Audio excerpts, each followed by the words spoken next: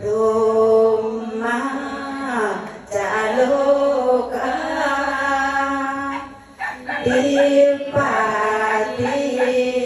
สามปาติกาอัญจลิอาทิวาลาอาญาจา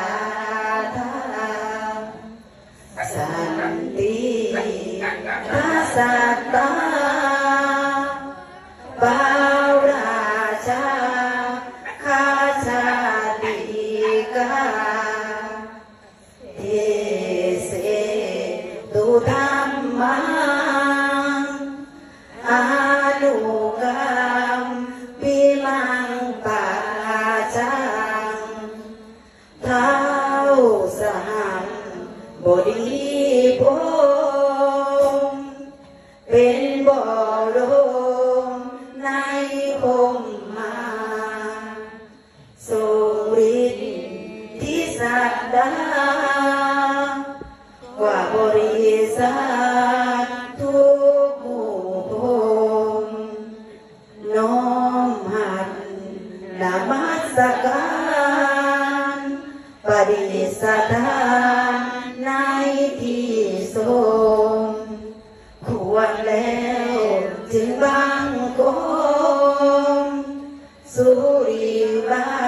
ลภาษาสดาขอพรอันประเสริฐวาลาเลิศมาโหฬารโปรดสัตว์ในโลกากิเลสน้อยก็ยังมีขอองค์พระจอมบานสู้ธรรมะอันรู้จริงโปรดปรนประชานิท่านจงโปรดแสดงธรรมขอนิมนต์ท่านเจ้าข้าผู้ปีชาอันเลิศล้ำโปรดแสดงพระสัจธรรมเทศนาและวาทีเพื่อให้สำเร็จผลแก่ปวงชนทั้งหมดนี้สู่กระเสริมสีสมดังเจตนา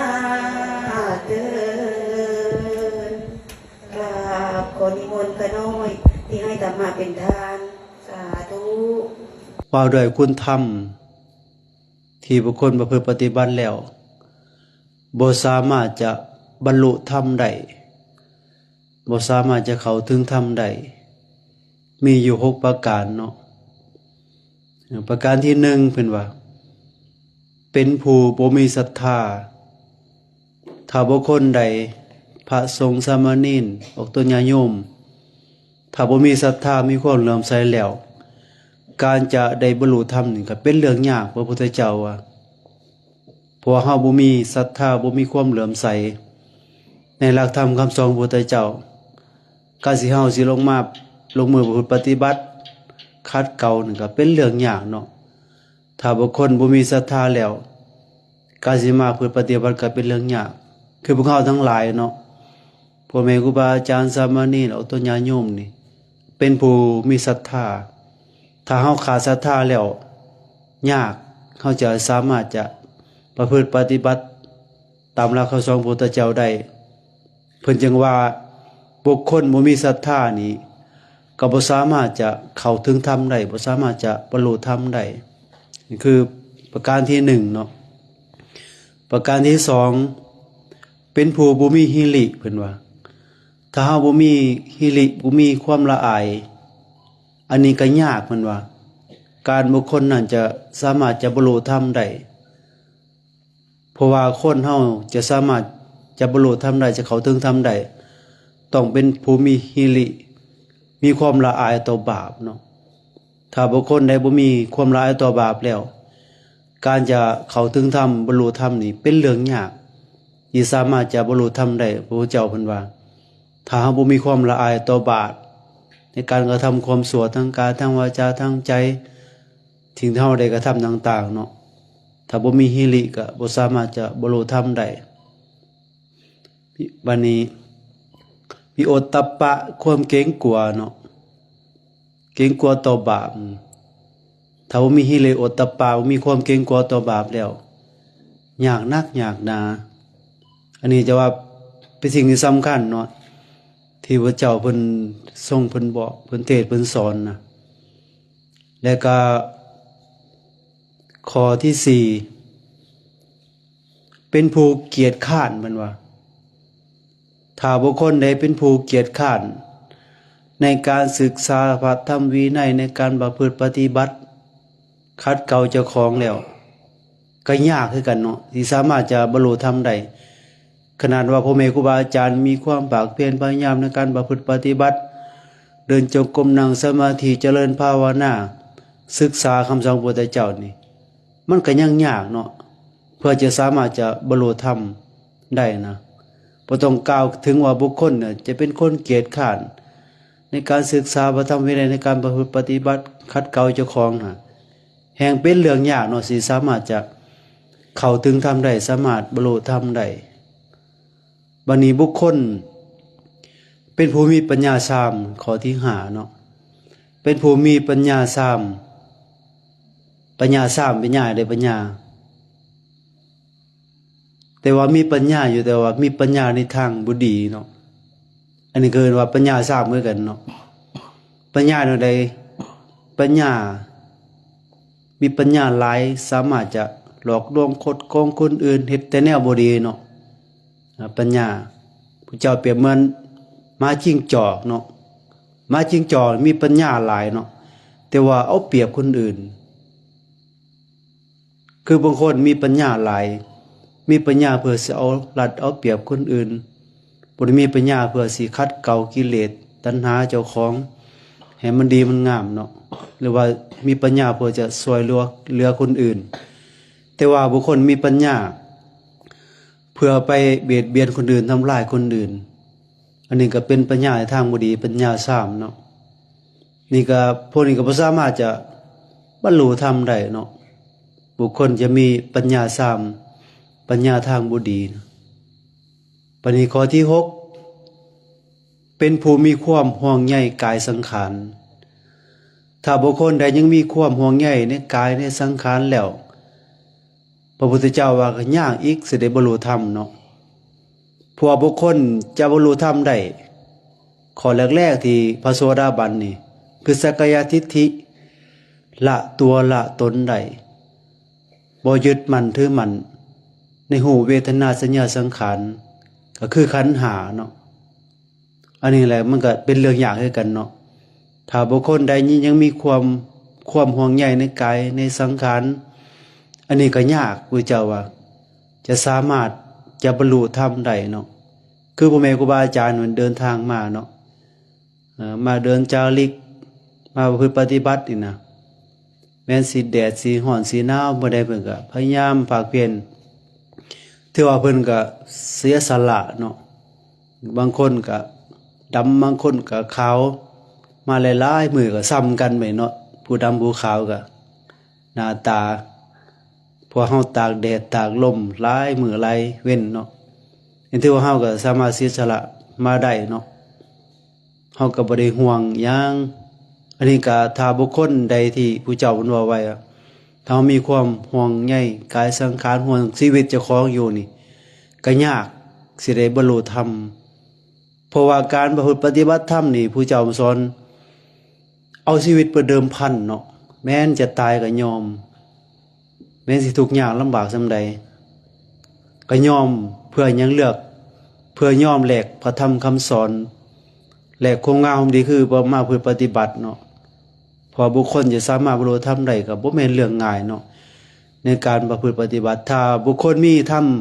6ประการนี้พระเจ้าบ่สามารถจะบรรลุธรรมได้บ่ บ่สามารถจะเข้าธรรมหรือว่าบรรลุธรรมสันเลิศได้คือเป็นโสดาสีกิทาอนาคาเป็นพระอรหันต์ได้เนาะถ้าบุคคลมีธรรม6ประการบัดนี้ถ้าบุคคลใดมีธรรม6อย่างนี้จะสามารถบรรลุธรรมสันเลิศได้บรรลุธรรมเป็นพระอรหันต์หรือว่าโสดาสีกิทาอนาคาอรหันต์ได้มีอยู่6อย่างคือกันเนาะคือ1ก็เป็นผู้มีศรัทธาคือพวกเขาทั้งหลายนี่ครูบาอาจารย์สามเณรออกต้นญาโยมเป็นผู้มีศรัทธามีความเหลื่อมใสมั่นคงมั่นใจในคำสอนของพระพุทธเจ้าคือเอาพากันมานี่มาเพื่อปฏิบัตินี่ก็อย่างว่าเฮามีศรัทธามีความเหลื่อมใสในคำสอนของพระพุทธเจ้าเฮาก็พากันมาประพฤติปฏิบัติมาเดินจาริกมาคัดเกลาเจ้าของเฮาอยู่บ้านอยู่วัดอยู่ว่าของเจ้าของมันก็มึงเถื่อก็บ่มีโอกาสเนาะเฮาบ่มีกัลยาณมิตรบ่มีครูบาอาจารย์มาบอกมาสอนอันนี้ก็สำคัญคือกันเนาะกัลยาณมิตรนะเฮามาอยู่รวมกันหรือว่าอยู่ร่วมกันแต่ว่าทุดงควัดก็บ่ได้เกี่ยวกับว่าสิมาย่างอย่างเดียวเฮาจึงสามารถจะประพฤติปฏิบัติได้เนาะอยู่วัดเฮาก็สามารถประพฤติปฏิบัติทุดงควัดได้เนาะเพราะว่าขอทุดงควัดนี่ที่พระเจ้าให้เฮามาเพื่อปฏิบัติพระเจ้าก็บ่ได้บังคับว่าทุกองค์ต้องปฏิบัติเนาะแต่ว่าบุคคลใดอยากคัดเกลาเจ้าของจังเฮาสามารถจะสมทานทุดงควัด13ข้อในการเพื่อปฏิบัติอันนี้จะว่าเฮานี่เป็นผู้มีศรัทธามีความเหลื่อมใสแล้วเฮาอย่าปล่อยโอกาสเนาะเฮาได้มากับครูบาอาจารย์เฮามาเบิ่งครูบาอาจารย์เพิ่นพาเพื่อปฏิบัติแนวใดในการเดินการย่างตามหนทางสิย่างแนวใดสิย่างเต็มบนหนทางเนาะมันก็บ่ได้ก็เป็นระเบียบเนาะเขาเห็นก็โอ้ยพระมันย่างหยังรถสิตำตายเลยเนาะนี่ก็สำคัญกันเด้ในการเป็นอยู่เนาะนี่จะว่าข้อที่1นี่เป็นผู้มีศรัทธาถ้ามีศรัทธาแล้วพระเจ้าสามารถจะบรรลุธรรมได้ถ้าบุคคลใดเป็นผู้มีศรัทธา2เป็นผู้มีความละอายต่อบาปเกรงกลัวต่อบาปมีความละอายเนาะสิ่งใดมันเป็นบาปเฮาก็พยายามลดละสิ่งพวกนั้นเนาะถ้าบุคคลบ่มีแล้วก็ยากที่สามารถบรรลุธรรมได้นี่จะว่าพวกเขาทั้งหลายนี่พากันเฮ็ดกันทำพากันมาเพื่อปฏิบัตินี่เพราะเฮามีหิริและก็โอตตัปปะมีความเกรงกลัวต่อบาปถ้าเฮาบ่มีตัวนี้แล้วก็ยากคือกันเนาะในการมาเพื่อปฏิบัตินะว่าสิสามารถจะบรรลุธรรมได้นะก็บ่แม่นของง่ายอันนี้คือข้อที่3ข้อที่4ก็เป็นผู้มีความเพียรเพิ่นว่ามีความเพียรพยายามในการไปอยู่ในการประพฤติปฏิบัติสิ่งที่สำคัญคือการเฮานี่ศึกษาคำสอนของพระพุทธเจ้าแล้วก็ลงมือประพฤติปฏิบัติเนาะคือในธรรมวินัยของพระพุทธเจ้าที่บัญญัติไว้นะเฮาศึกษาเฮาได้ยินได้ฟังแล้วก็เพื่อยังไปคัดไปเก่าไปประพฤติปฏิบัติคัดเก่าเจ้าของเองเฮ็ดจะได้สามารถจะบรรลุธรรมสามารถจะเข้าถึงธรรมได้ในปัจจุบันเนี่ยเฮาเห็นหลายสิ่งหลายอย่างเนาะบางเทื่อเฮาไปศึกษาเฮาได้ยินได้ฟังแล้วบางเทื่อเพราะว่าการเฮานี่ศึกษาได้ยินได้ฟังแล้วเฮาสิไปข่มคนอื่นก็บ่ได้เนาะอันนี้ก็บ่แม่นผู้เจ้าเพิ่นบ่ได้สอนแนวนั้นเนาะการศึกษาธรรมะนะการศึกษาธรรมะให้เฮาเข้าใจก็เพื่อมาคัดเกลามาฝึกเจ้าของจนได้บรรลุธรรมและเข้าถึงธรรมแล้วท่านจะไปบอกไปสอนออกต้นญาโยมครูบาอาจารย์อยู่ร่วมกันเนาะอันนี้ก็สำคัญเด้ในการเป็นอยู่ร่วมกันเนาะจะว่าการคือเพิ่นคือพระธรรมกถึกนี่เนาะการที่เพิ่นแสดงธรรมหรือว่ายกตนข่มผู้อื่นนี่ก็บ่ถือคือกันเนาะว่าเจ้าของดีกว่าผู้นั้นผู้นี้อันนี้ก็บ่แม่นเนาะส่วนหลายนี่ถ้าเฮายังบ่เข้าถึงธรรมหรือว่าเฮาเป็นปุถุชนอยู่นี่เฮาก็สิยังหลงอยู่เนาะในการประพฤติปฏิบัตินะบางสิ่งบางอย่างจะว่ามีแต่พระอรหันต์เท่านั้นเนาะในการเพิ่นการแสดงธรรมหรือว่าเพิ่นจะอนุเคราะห์คนอื่นนะ พอการเฮาจะเทศบอกช่องคนอื่นเฮาต้องตั้งความเมตตาก่อนเนาะก่อนเฮาสิบอกสิสอนผู้ใดนะมันก็เป็นเรื่องใหญ่ได้นี่ก็บ่แม่นธรรมดาเนาะการเฮาสิสามารถจะตักเตือนคนอื่นเพราะว่าบางเทื่อโอ้เวลาเขาบอกไปนี่เขาสิบ่เครียดบ่หายเฮาบ่สินะพระพุทธเจ้าว่าการเฮาสิบอกผู้ใดเฮาต้องมีความแผ่เมตตาหรือว่าหวังดีก่อนเนาะภาษาบ้านเฮาก็หวังดีต่อคนอื่นเฮาสิบอก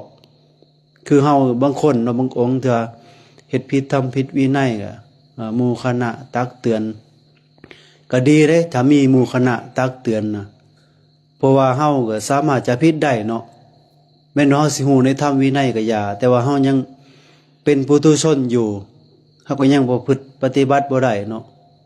เพราะว่าปุถุชนแปลว่าผู้ยังหนาวด้วยกิเลสแม้นเฮาสิศึกษาเข้าใจเฮาฮู้อยู่แต่ว่าเฮายังบ่ได้เป็นพระอริยบุคคลเนาะเฮาก็สามารถเฮ็ดผิดได้กระทำผิดได้ยกเว้นว่าพระอริยบุคคลเป็นพระโสดาสีทานาคาพระอรหันต์แล้วเพิ่นก็สามารถบ่ได้เฮ็ดผิดเนาะพอเป็นหยังเพิ่นได้บรรลุธรรมเขาถึงธรรมแล้วแม้นการกระทำเพิ่นก็สิบ่เจตนามันก็สิบ่เป็นบาปเนาะเพราะว่าพระอริยะแปลว่าผู้บ่มีโทษว่าพระอริยะนั้นแปลได้หลายอย่างเนาะที่เพิ่นแปลในบาลีนะเคยอ่านไว้พระในปิตาปิฎกนะพระอริยะแปลว่าผู้บ่มีโทษคือพระอริยะนี่การกระทำของเพิ่นนี่จะบ่มีโทษเนาะการประพฤติปฏิบัติหรือว่าการกระทำของเพิ่นนะจะบ่มีโทษต่อคนอื่นและเจ้าของเองเนาะบ่เบียดเบียนเจ้าของบ่เบียดเบียนผู้อื่นถ้าเป็นพระอริยบุคคลคือพระอรหันต์แห่งเพิ่นเองบ่มีความเบียดเบียนผู้ใดเนาะเพราะเพิ่นเข้าถึงธรรมแล้วบรรลุธรรมแล้วบ่ยึดมั่นถือมั่นในสิ่งใดทั้งหลายทั้งปวงเนาะในโลกนี่เพิ่นบ่ยึดมั่นอีกแล้วจะว่าเพิ่นสามารถจะละได้อันนี้คือบุคคลผู้มีความเพียรเนาะเพียรพยายามคือพวกเราทั้งหลายแม้ว่าสิยังบ่ได้เป็นพระอริยะยังบ่ได้บรรลุธรรมก็ถือว่าเฮานี่มาภาคเพียรพยายามมาฝึกเจ้าของมาประพฤติปฏิบัติมาเป็นกัลยาณมิตรให้แก่กันคือเอาตัวญาติโยมเนาะมาฟังธรรมด้วยกันนี่ก็สามารถจะเป็นกัลยาณมิตรให้กันได้แต่ว่ากัลยาณมิตรที่ดีสุดคือพระพุทธเจ้าเนาะแต่ว่าพระเจ้ากับปรินิพพานไปแล้วแต่ว่าหลักธรรมคำสอนของพระพุทธเจ้าก็ยังอยู่เนาะอันนี้ถือว่าก็เป็นสิ่งที่สำคัญคือกันเนาะการเฮาจะศึกษาธรรมะคำสอนของพระพุทธเจ้ามีครูบาอาจารย์เป็นกัลยาณมิตรร่วมกันเนาะอันนี้คือข้อที่4นี่มีความเพียรบุคคลนั้นถ้าเพียรพยายามก็สามารถจะบรรลุธรรมได้เพิ่นว่าวันนี้ข้อที่5เป็นผู้มีปัญญาเพิ่นว่าคือมีปัญญาคือความรอบรู้ในใดปัญญารอบรู้ในสังขารเนาะหรือว่ารอบรู้ในการเกิดการดับคือพระอริยบุคคลคือพระโสดาบันนี่มันจะสามารถจะรู้ได้หรือว่าพวกนี้นี่บ่ยึดมั่นถือมั่นในกายสังขารนี่ก็ทำได้ยากคือกันเนาะถ้าเฮาบ่ได้เป็นพระอริยบุคคลนะเฮาก็ท่องได้อยู่แต่ว่าการกระทำของเฮามันยังประพฤติปฏิบัติบ่ได้เนาะหูเวทนาสัญญาสังขารวิญญาณขันธ์5บ่แม่นตัวตนของเฮาก็เว้าได้อยู่แต่ว่าการประพฤติปฏิบัติการกระทำเฮาละได้หรือยังเนาะเพราะว่าถ้าเฮายังเป็นปุถุชนอยู่นี่ศีลเฮาจะบ่บริสุทธิ์เพราะว่าโสดาบันนี่ในเบื้องต้นคือมีศีลบริสุทธิ์แล้วก็มีสมาธิพอประมาณมีปัญญาพอประมาณแต่ว่าเรื่องศีลนี่จะบริสุทธิ์จะบ่ล่วงละเมิดในศีลในสิกขาบทที่พระเจ้าบัญญัติไว้เนาะ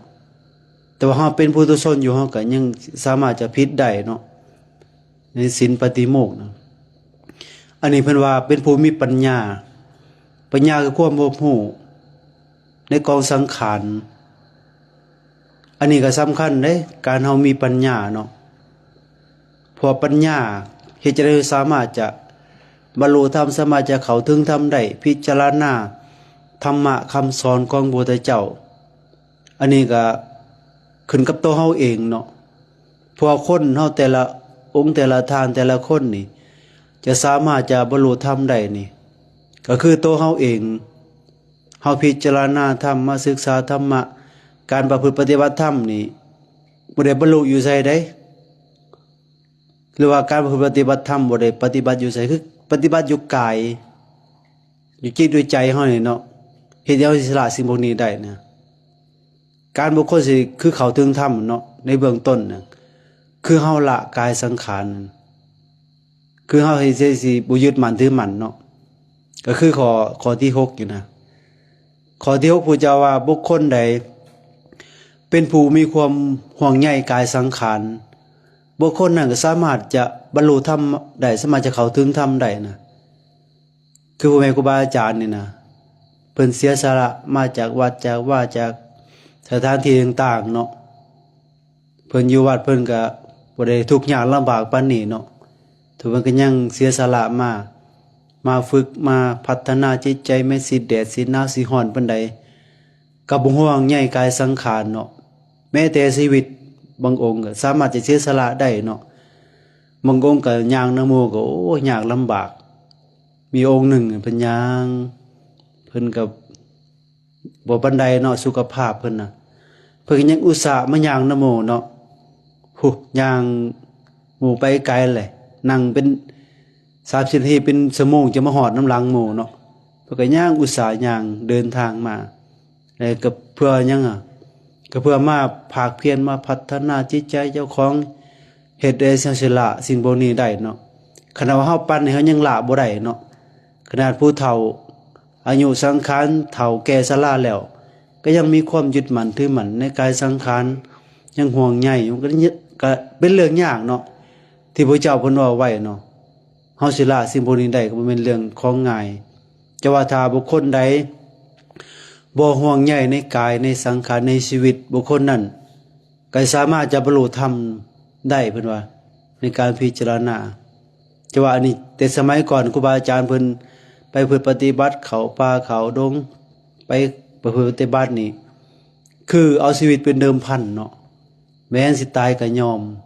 เพื่อหยังเพื่อสิได้บรรลุธรรมเพื่อจะเข้าถึงธรรมแต่ว่าอยู่บ้านอยู่เฮือนไม่ออกตัวญาโยมก็สามารถบรรลุธรรมได้คือกันนะแต่ว่า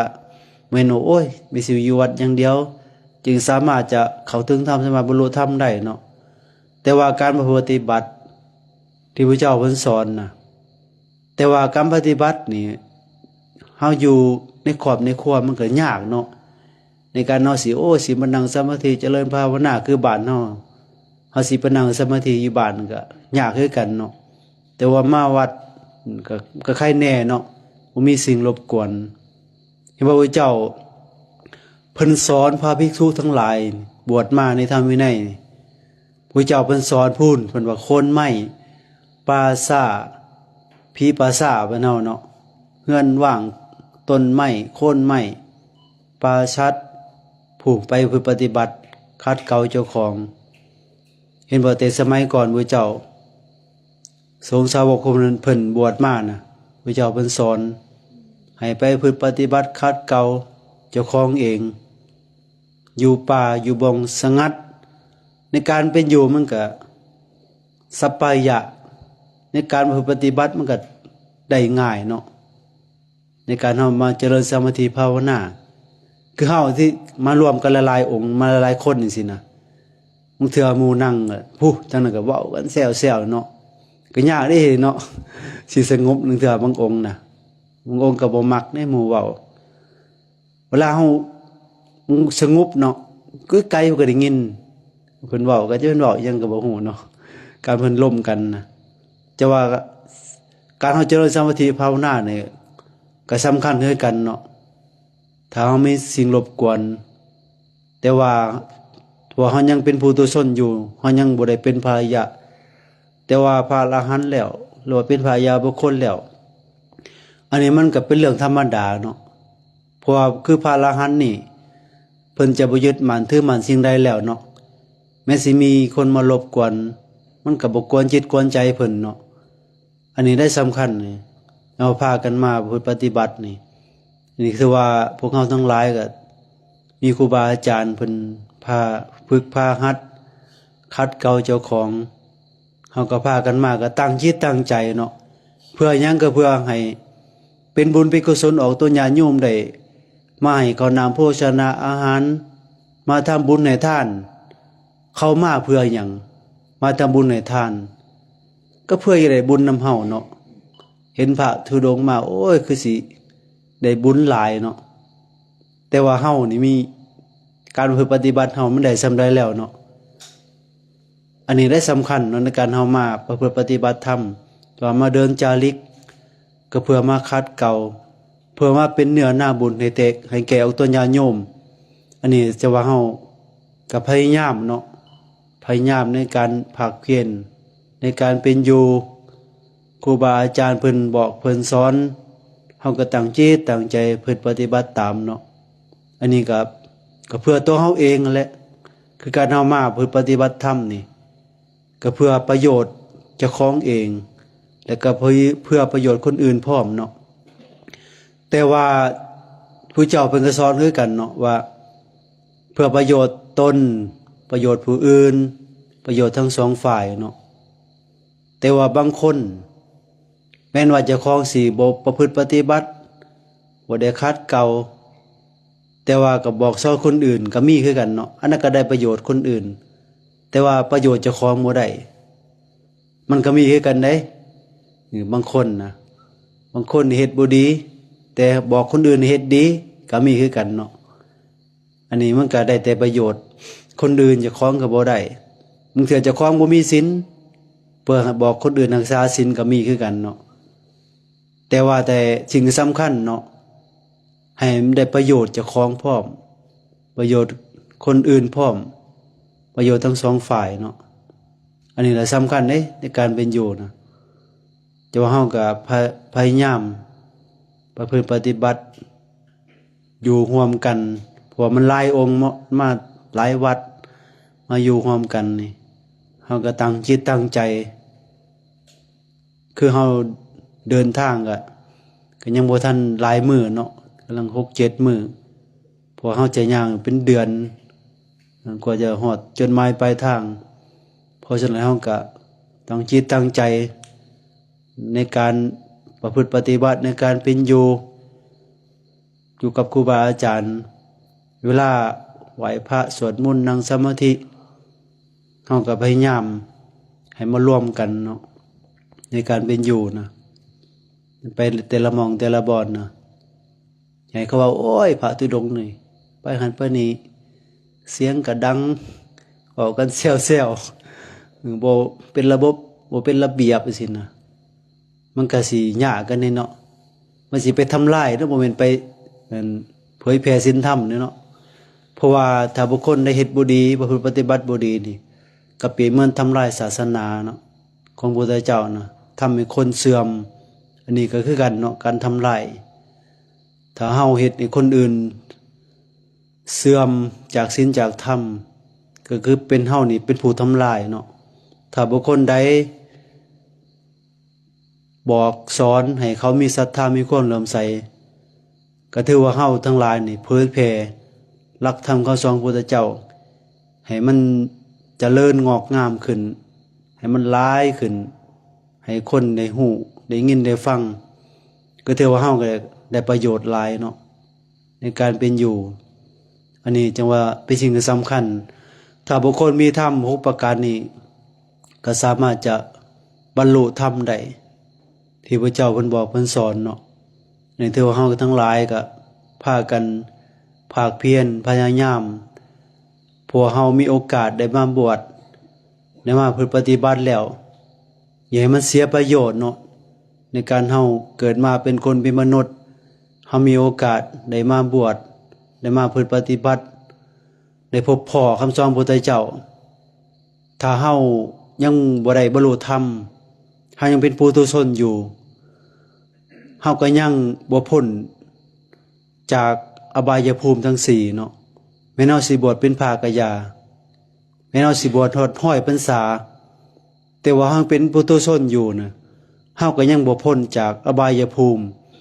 ยังบ่พ้นจากนรกบ่พ้นจากสัตว์เดรัจฉานเปรตอสุรกายถ้าเฮายังบ่ได้บรรลุธรรมถ้าเฮาพลาดจากพระสัทธรรมนี่พุทธเจ้าว่าเฮานี่ก็จะต้องเวียนว่ายตายเกิดในวัฏสงสารยาวนานจากยามได้แล้วเฮาสิได้มาพบพ่ออีกเนาะคำสอนพระพุทธเจ้านี่นะถ้าเฮาบ่ได้บรรลุธรรมนี่ก็เป็นเรื่องยากเด้คือคนเฮาตายไปแล้วนี่ว่าเฮาสิมาเกิดเป็นคนอีกก็เป็นเรื่องยากกว่าเฮาสิมาเกิดเป็นคนได้นี่ถือว่าพวกเฮาทั้งหลายก็ถือว่าเป็นผู้บ่ประมาทอดทนญาติโยมเคยจะก็พากันภาคเพียรพยายามอยู่บ้านอยู่เฮือนถ้าเฮาตั้งใจประพฤติปฏิบัติศึกษาธรรมะของพระพุทธเจ้าก็สามารถจะบรรลุธรรมได้คือกันเนาะบ่แม่นว่าโอ้ยอยู่บ้านอยู่เฮือนเป็นผู้ครองเฮือนสิบ่ได้บรรลุธรรมก็บ่แม่นแต่สมัยครั้งพุทธเจ้าก็มีหลายบุคคลจะบรรลุธรรมโสดาสกิทาอนาคาครองเฮือนก็สามารถจะบรรลุธรรมได้เนาะอันนี้เฮาก็ถ้าเฮาตั้งใจศึกษาคำสอนของพุทธเจ้าตั้งใจเพื่อปฏิบัติเฮาก็สามารถจะบรรลุธรรมได้ทุกท่านทุกคนนั่นแหละอันนี้ถือว่าเฮานี่โชคดีเกิดมาแล้วได้พบพ่อคำสอนพุทธเจ้าได้มาเพื่อปฏิบัตินะพบพ่อครูบาอาจารย์มาบอกมาสอนเจ้าเฮาก็พยายามเนาะในการไปอยู่ในการเพื่อปฏิบัติก็ขออนุโมทนาบุญกุศลกับพ่อแม่ครูบาอาจารย์เอาตนญาติโยมได้เสียสละเวลามาฟังเทศน์ฟังธรรมมาเป็นเนื้อนาบุญเกี่ยวกับตนญาติโยมหรือว่าบ้านเฮาหรือว่าทั่วประเทศลาวเนาะที่เฮาพากันจาริกทุดงค์เฮาก็พยายามทำให้มันเต็มที่เนาะทำที่เฮาจะทำได้เฮาก็ตั้งจิตตั้งใจถ้าเฮาตั้งจิตใจก็สามารถจะเพื่อปฏิบัติได้ตามครูบาอาจารย์เนาะขออนุโมทนาบุญก็ขอบุญกุศลที่พวกเราทั้งหลายได้สะสมไว้จงเป็นพลวะปัจจัยเอื้ออำนวยอนุสงส์ให้พวกเราทั้งหลายจงเจริญงอกงามในธรรมวินัยของพระพุทธเจ้าเพื่อจะนำตนในพ้นจากกองทุกข์ถึงสุขอันไพบูรณ์กล่าวคือมรรคผลพระนิพพานโดยตัวกันทุกทานทุกคนเทอญ